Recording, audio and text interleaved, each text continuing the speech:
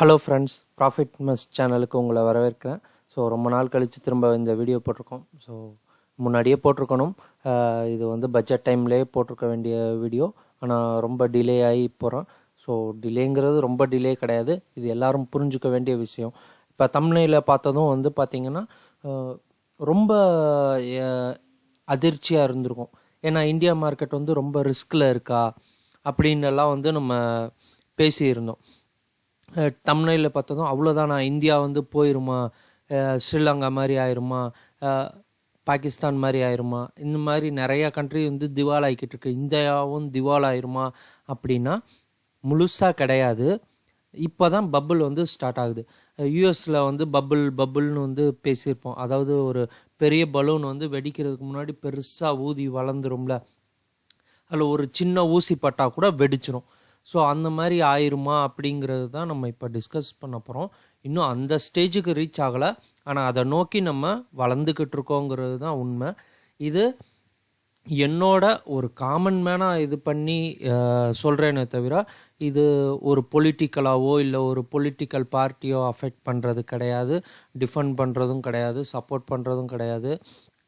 என்னென்னா political party மாறிக்கிட்டே இருக்கும், பிரதமர்கள் மாறிக்கிட்டே இருப்பாங்க, ஆனால் அரசாங்கம் நிலையாக இருக்கும். ஸோ இது ஒரு அரசாங்கத்தை பற்றினது தான். அரசாங்கத்தோட முடிவுகள் வந்து நல்லதாகவும் அமையும், கெட்டதாகவும் அமையும். நம்ம எதை நோக்கி போய்கிட்டு இருக்கோங்கிற ஒரு காமன் மேன் புரிதலில் சொன்ன இது எக்கனாமிக் ரிசர்ச் ஜேர்னலிஸ்ட்டு அவங்கெல்லாம் வந்து இதை எப்படி பார்க்குறாங்கங்கிறதையும் நம்ம வந்து அடுத்த கட்டத்துக்கு போவோம். வாங்க வீடியோக்குள்ளே போயிடலாம். ஸோ இப்போ நம்ம பட்ஜெட் வரும். இப்போ நம்ம ஒரு வீட்டு பட்ஜெட்டும் ஒரு நாட்டு பட்ஜெட்டும் எப்படி டிஃபர் ஆகுதுங்கிறத பார்த்துக்கலாம். இப்போ வீட்டில் 4 பேர் இருக்கோம், ஒருத்தவங்க சம்பாதிக்கலாம், 2 பேர் சம்பாதிக்கலாம்.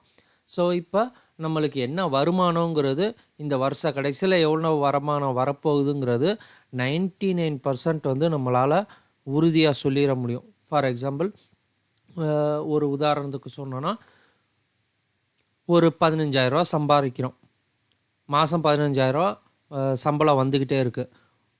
ஒரு நாள் லீவ் எடுத்தோன்னா ஒரு 500 250 வந்து குறையுதுன்னு வச்சுக்கோங்க. ஆனால் வருஷம் ஃபுல்லாக லீவ் எடுக்க போகிறதில்ல. அப்போ ஒருத்தவர் வந்து 15,000 சம்பாரிச்சார்னா ஒரு வருஷத்துக்கு 1,80,000 தோராயமாக சம்பாதிக்கலாம். 1,70,000 to 80,000 சம்பாரிச்சிருவோன்னு வந்து நம்மளுக்கு ஒரு கணக்கு கிடைக்கும். நம்ம போடுறது மாத பட்ஜெட்டு போடுறோம்.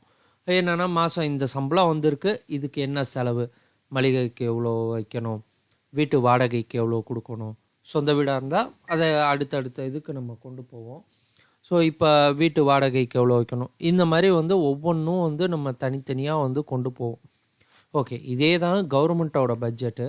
பட்ஜெட் என்னன்னா, கவர்மெண்ட் எப்படி வருமானத்தை வந்து கணக்கு பண்ணோன்னா, தோராயமாக நம்மளுக்கு இவ்வளோ வருமானம் வரும்னு வந்து தான் சொல்ல முடியுமே தவிர, அது ஆக்சுவலாக வரும்போது தான் அதோடைய ஃபிகர் கிடைக்கும்.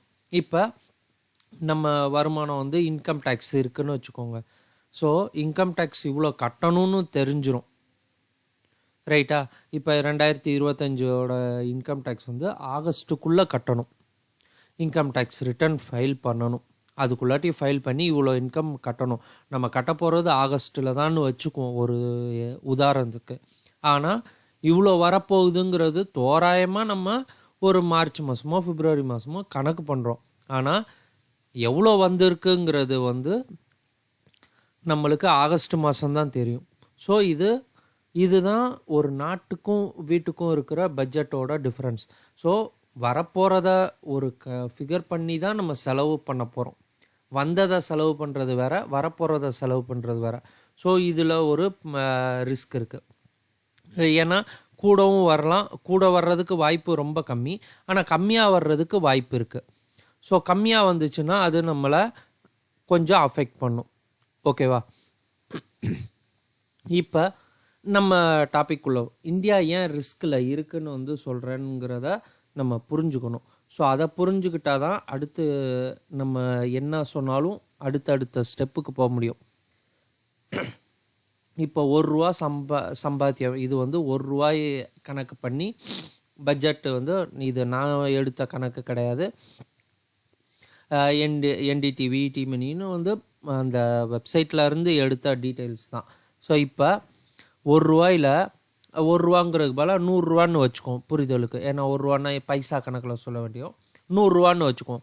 100 நம்ம கார்ப்பரேட் டேக்ஸ் மூலமாக வந்து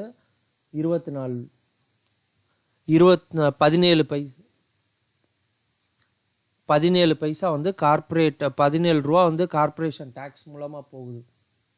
அதாவது நம்மளுக்கு வருது. ஒரு நிமிஷம் நான் கலரை மட்டும் சேஞ்ச் பண்ணிக்கிறேன். ஏன்னா வந்து இது ஒயிட் கலரில் இருக்கு. ஓகே, இப்போ கார்ப்பரேஷன் டேக்ஸ் மூலமாக நம்மளுக்கு ₹17 கிடைக்கிது. ஸோ ₹17 கார்ப்பரேஷன் டேக்ஸ் மூலமாக கிடைக்கிது.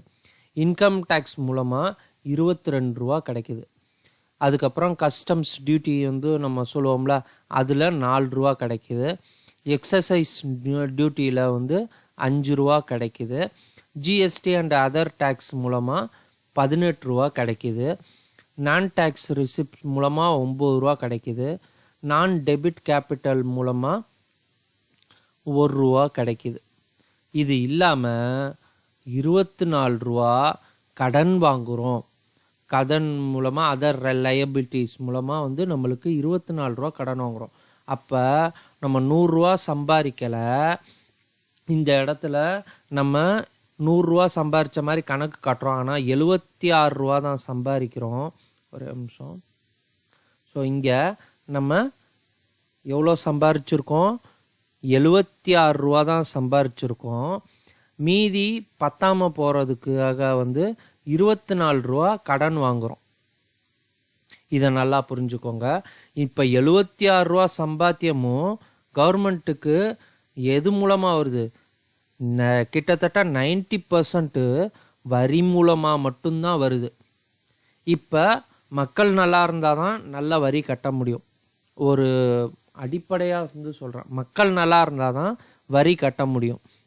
இப்போ மக்கள் நல்லா இல்லாமல் கொஞ்சம் வந்து டல்லாகிக்கிட்டு உற்பத்தி வந்து டல்லாகுது. இதானா இந்த வரி மூலமாக வர்ற வருமானமும் அடிப்படும். இப்போ வரி மூலமாக வர்ற வருமானம் வந்து அரசாங்கத்துக்கு வருமானம் குறைஞ்சிச்சுன்னா திரும்ப எக்ஸ்ட்ரா தான் கடன் வாங்க வேண்டியது வரும். ஸோ இப்போ ₹24 கடன் வாங்குகிறோன்னு வச்சுக்கோம்.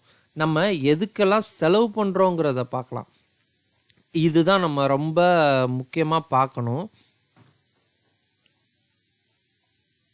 ஸோ எதுக்கெல்லாம் செலவு பண்ணுறோம்? செலவு பண்ணுறது ரொம்ப முக்கியம்ல, அதையும் நம்ம வந்து பார்த்துருவோம். இப்போ சென்ட்ரல் சீனியர் செக்டார் ஸ்கீம், அதாவது மத்திய அரசாங்கத்தோட ஸ்கீம் எல்லாம் போடுவாங்க, திட்டங்கள், நலத்திட்டங்கள் மூலமாக ₹16 செலவு பண்ணுறோம். வட்டி வந்து ₹20 கட்டுறோம். நல்லா பார்த்துக்கோங்க, வட்டி மட்டும் ₹20 கட்டுறோம். எதுக்கு வட்டி? ஏற்கனவே வாங்கின கடன்களுக்கு உண்டான வட்டி. டிஃபென்ஸ், அதாவது நம்மளோட நாட்டோட பாதுகாப்புக்காக ₹8 செலவு பண்ணுறோம். சப்சிடி, அதாவது மானியம் நம்ம கொடுக்குறோம்ல, மானியத்துக்கு ₹6 வந்து செலவு பண்ண போகிறோம். ஃபினான்ஸ் கமிஷனுக்காக ₹8 வந்து செலவு பண்ண போகிறோம். ஸ்டேட் டேக்ஸஸ் டியூட்டிஸ், அதாவது மாநிலங்களுக்கு உண்டான வரி பங்கீடுன்னு வந்து சொல்லுவோம்ல, அது வந்து ₹22 கொடுத்துரும். பென்ஷன், மத்திய அரசோட பென்ஷனுக்கு ₹4 செலவு பண்ணுது. அதர் எக்ஸ்பெண்டிச்சர்னு அரசாங்கோட அன்றாட செலவுகளுக்கு வந்து ₹8 செலவு பண்ணுறோம். சென்ட்ரலி ஸ்பான்சர்டு ஸ்கீம், அதாவது மத்திய அரசு வந்து ஸ்பான்சர் பண்ணி கொடுக்குற ஸ்கீமுக்கு, அதாவது கவர்மெண்ட்டோட அதாவது ஸ்டேட் கவர்மெண்ட்டோட டைப் பண்ணி வந்து ஸ்பான்சர் பண்ணுற ஸ்கீமுக்கு ₹8 செலவு பண்ணுறோம். இதில் நம்ம இவ்வளோ செலவு பண்ண போகிறோம். இந்த செலவு வந்து 100% உறுதி பண்ணி தான் ஆகணும். ஆனால் நம்ம செலவு பண்ணுறதுல ₹80 தான் நம்மளுக்கு உண்டான செலவு. மீதி ₹20 என்ன வருது? வட்டி கட்டியாகணும். நம்ம செலவு பண்ணாலும் பண்ணலைன்னாலும் ₹20 வட்டி கட்டியாகணும். ஏன்னா வாங்கின கடனுக்கு. இப்போ நம்ம சம்பாரித்தது ₹76, ஆனால் அதில் ₹20 வட்டி கட்டிடுறோம். நம்ம வட்டி கட்டினது போக தானே வந்து இது பண்ணோம். இப்போ நம்ம கையில் ₹56 தான் இருக்குது. ஆனால் செலவு வந்து 80 ரூபா. இப்போ பத்தாமல் போகிறதுக்கு எவ்வளோ? 24 ரூபாயா? இந்த 56% செலவை வந்து 24 ரூபா வந்து பத்தாமல் போகுது. இந்த 24 ரூபாயா தான் இந்த வருஷம் கடன் வாங்க போகிறோம் 2025. இப்போ இந்த கடனுக்கு உண்டான வட்டி வந்து இந்த 20 ரூபாவிலேருந்து கூட வருமா? ஸோ இப்போ வந்து வட்டி கூடிக்கிட்டே போகுது. அதாவது கடன் வாங்கி வட்டி கட்டுறோம், கடன் வாங்கி வட்டி கட்டுறோம். 20 ரூபா வட்டி கட்டணும், 24 ரூபா கடன் வாங்கி 20 ரூபா வட்டி கட்டிடுறோம். நம்மளோட செலவு வந்து 56 ரூபா தான். இப்போ புரியுதா நம்ம எந்த இடத்துல வந்து வளர்ந்து போய்கிட்டு இருக்கோம் அப்படின்னு? இது இன்னைக்கு நேற்று நடக்கலை, படிப்படியாக வந்து இது. அதுக்காக கடனே வாங்கக்கூடாதுன்னு இல்லை, கடன் வாங்கலாம். ஆனால் கடன் வாங்கி வருமானத்தை பெருக்க பார்க்கணும். அரசாங்கமாக இருந்தாலும் வருமானத்தை பெருக்க பார்த்தா தான் கடனை கட்ட முடியும். ஸோ வருமானத்தை பெருக்கிறதுக்கு மட்டும்தான் நம்ம வந்து அரசாங்கமானா மக்களோட வருமானத்தையும் பெருக்கணும். இப்போ இங்கே என்ன ஒரு பெரிய பிரச்சனை வருதுன்னா, நம்மளுக்கு வர்ற வருமானம் எல்லாம் வந்து பார்த்திங்கன்னா வரி மூலமாக தான் வருது. இப்போ ஒரு கவர்மெண்ட் செக்டார்னு நிறைய இருக்குது, அதுலேருந்து வருமானம் வருதான்னா வரலை. ஆனால் அதே இது தனியார் பண்ணும்போது தனியாருக்கு லாபம் வருது, கவர்மெண்ட்டுக்கு லாபம் வரல. ஏன் வரலைங்கிறது வந்து எனக்கும் தெரியாத கேள்வி தான். கேட்டால் வந்து மக்களுக்கு வந்து குறைந்த விலையில் வந்து கவர்மெண்ட் கொடுக்குதுன்னு வந்து சொல்கிறோம். குறைஞ்ச விலையில் கொடுத்தாலும் குறைஞ்ச லாபமாவது வரணும்ல. ஏன் வந்து கவர்மெண்ட்டுக்கு செக்டார்ஸ் எல்லாம் நஷ்டத்திலே இயங்குதுன்னு வந்து நம்ம சொல்கிறோம். அப்போ அங்கே வந்து ஏதோ ஒரு கண்ணுக்கு தெரியாத பிரச்சனை இருக்குது. அது அந்த கவர்மெண்ட் செக்டாரை தனியாருக்கு தாரவாத்ததுக்கப்புறம் தனியார் வளர்ந்து போகுது. அப்போ தனியார் பண்ணுற ஒரு லாப நோக்கத்தில் பண்ணுற ஒரு விஷயத்த ஏன் வந்து கவர்மெண்ட் வந்து குறைஞ்ச லாபத்தில் வச்சாவது வந்து பண்ணலாம்ல. பண்ணால் மக்களுக்கும் வந்து ஒரு செலவு குறையும், லாபமும் கவர்மெண்ட்டு கிடைக்குதுன்னா. இப்போ இந்த இடத்துல இந்த டேக்ஸ் மூலமாக வர்ற லாபத்தை விட ஒரு 10 ரூபா 15 ரூபா வந்து மற்ற செக்டார் மூலமாக வந்து ஒரு லாபம் கவர்மெண்ட்டுக்கு வந்துச்சுன்னா, அந்த 10 ரூபா 15 ரூபா நம்ம கடன் வாங்காமல் வந்து இந்த பாரோயிங்ஸ், இந்த கடன் வாங்காமல் 10 ரூபா 15 ரூபா கம்மியாக கடன் வாங்கலாம்ல. கடன் வாங்கினா நம்ம வட்டி கட்டலாம்ல. கடனுக்கு மேலே கடன் வந்து ஏறிக்கிட்டே போகாதுல்ல. இது ஒரு நியாயமான கேள்வியா இல்லையான்னு நீங்கள் தான் வந்து கமெண்ட்டில் பதில் சொல்லணும். சரி, ஓகே. இப்போ 2025 கதையை வந்து பேசுகிறோம். இப்போ 2024 ஒரு ஒப்பீடுக்கு நம்ம 2024 ஒரு கணக்கு போடுறோம், பட்ஜெட் போட்டிருக்கோம். பட்ஜெட்டில் 27 ரூபா கடன் வாங்கியிருக்கோம். 27 அதர் லயபிலிட்டி எல்லாம் சேர்த்து தான் நான் சொல்கிறேன், 27 ரூபா கடன் வாங்கியிருக்கோம். இப்போ வந்து கடன் கம்மியாக தான் வாங்கியிருக்கோம், இல்லைன்னு சொல்லலை இந்த வருஷம். ஆனால் போன வருஷம் வந்து பார்த்திங்கன்னு வச்சுக்கோங்க, அடுத்த ஒரே ஒரு நிமிஷம், போன வருஷம் வந்து நம்ம செலவு பண்ண டேக்ஸ் கட்டினது பார்த்திங்கன்னு வச்சுக்கோங்க, எங்கள் இன்ட்ரெஸ்ட் பேமெண்ட்டு வந்து 19 ரூபா தான் கட்டியிருக்கோம். போன தடவை வந்து கட்டினது வந்து 19 ரூபா தான். ஆனால் இந்த தடவை என்ன ஆச்சு, அந்த 19 ரூபா அதிகமாயிருச்சா, 20 ரூபாய் ஆயிடுச்சா? அடுத்த வருஷம் 21 ஆகிறதுக்கு வாய்ப்பு இருக்கா? ஏன்னா திரும்ப புதுசாக கடன் வாங்கியிருக்கோமா, 22 ஆகுறோமா, 23 ஆகுறோமா, இப்படி அப்படியே ஒரு வருஷமாக மாறி போய்கிட்டே இருந்துச்சுன்னா ஒரு கட்டத்தில் நம்ம கடன்கார நாடாக தான் மாறி போவோம். இதுதான் நம்மளுக்கு இருக்கிற பெரிய பிரச்சனையே. ஸோ இந்த பிரச்சனையை நம்ம இப்போ ஆரம்பத்திலேயே கிள்ளி எறிஞ்சிட்டோம்னா நம்மளுக்கு ஒரு பெரிய பாதிப்பு இல்லை.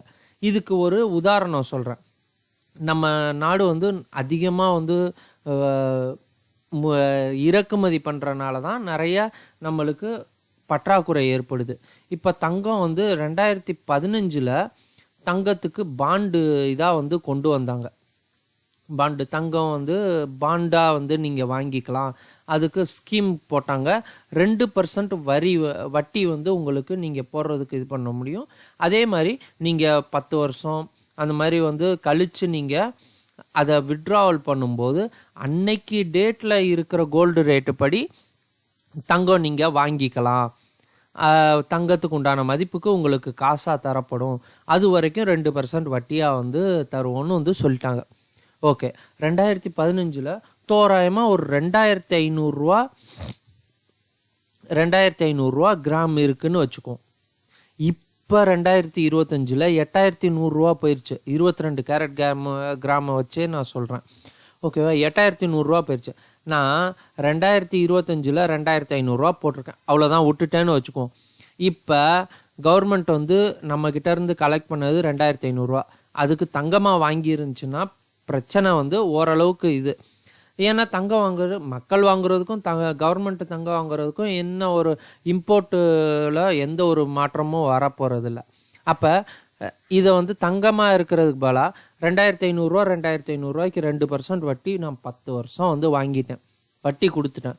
ஆனால் திருப்பி கொடுக்கும்போது 2500 கவர்மெண்ட் வந்து கொடுக்காது, 8100 கொடுத்தாகணும். அப்போ இந்த கேப் வந்து கவர்மெண்ட்டுக்கு லாபமாக நஷ்டமா? இது நல்லா புரிஞ்சுக்கணும். கவர்மெண்ட்டுக்கு லாபமாக நஷ்டமா? நஷ்டம் தானே. இப்போ இந்த நஷ்டத்தை எந்த வழியில் வந்து கவர்மெண்ட்டு திருப்பி கொடுக்கும்? இது ஒரு பெரிய கேள்வி ஆகுதா? ஸோ இந்த மாதிரி ஒவ்வொரு எடுக்கிற டெசிஷன்லேயும் நிறையா பிரச்சனைகள் இருக்குது. இந்த பிரச்சனைகளை பற்றி அடுத்து நம்ம அடுத்த பார்ட்டில் பார்க்கலாம்.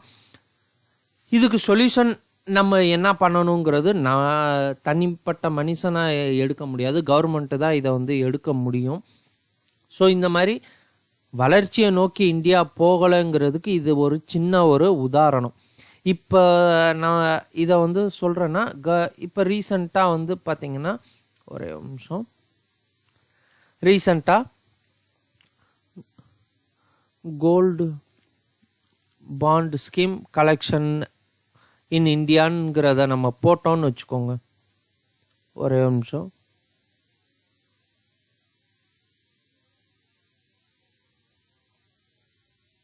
ஸோ இப்போ அப்கமிங் இஷ்யூஸ் வந்து பார்த்தீங்கன்னா இப்போதைக்கு வந்து பாண்டு வந்து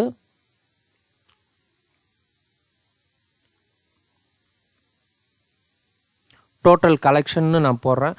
இது வரைக்கும் வந்து இத்தனை மடங்கு கோடி வந்து கலெக்ஷன் ஆகிருக்கு நவம்பர் 2015 இப்போதைக்கு ஒர்த்து வந்து 146 டன் வந்து கோல்டு வந்து கலெக்ஷன் ஆயிருக்குன்னு வந்து சொல்கிறாங்க. ஆனால் 72,000 கிடையாது. ஆனால் நான் போட்ட பணம் 2,500 3,000 5,000 இருக்கும். அது இப்போதைக்கு மதிப்புக்கு 72,000 கோடியாக மாறி இருக்கு. ஆனால் கவர்மெண்ட் கையில் இருந்தது கம்மியாக தான் இருந்திருக்கும். இப்போ 146 கோடி நான் பேசிக்கிட்டு இருக்கிறதுலேருந்து ஒரு மாதத்தில் 200 தங்கம் விலை ஏறிடுச்சுன்னா 146 டன்னு வந்து 148 ஆகலாம், 150 ஆகலாம். அப்போ இது ஒரு கவர்மெண்ட்டுக்கு ஒரு பின்னடைவு தானே. இதை தான் வந்து சொல்கிறேன். இது மாதிரி நிறைய தவறுகள் நம்மளை சுற்றி நடந்துக்கிட்டு இருக்கு, அது வளர்ந்துக்கிட்டே இருக்குது. ஸோ இந்த வளர்ச்சியை நம்ம வந்து தடுக்கணும். தடுத்துட்டோன்னா நம்மளுக்கு இதாயிரும். ஸோ அடுத்த வீடியோவில் இதை பற்றி இன்னும் கொஞ்சம் டீட்டெயில்டாக பேசுவோம். அடுத்து நம்ம என்ன பண்ணலாம், இது மூலமாக வந்து ஸ்டாக் மார்க்கெட்டை வந்து அடி வாங்கிடுவோமானா இந்த 50 கம்பெனி மட்டும் வளர்றது வந்து வளர்ச்சி கிடையாது. அதை பற்றி நம்ம அடுத்த வீடியோவில் பேசுவோம், இதோட பார்ட் 2ல் பேசுவோம். நம்ம இப்போதைக்கு வந்து இந்த வீடியோ பிடிச்சிருக்குன்னு நினைக்கிறேன். பிடிச்சிருந்துச்சுன்னா லைக் பண்ணுங்கள், ஷேர் பண்ணுங்கள், கமெண்ட் பண்ணுங்கள். அடுத்த பார்ட்டில் நம்ம வந்து பார்க்கலாம். தேங்க்யூ.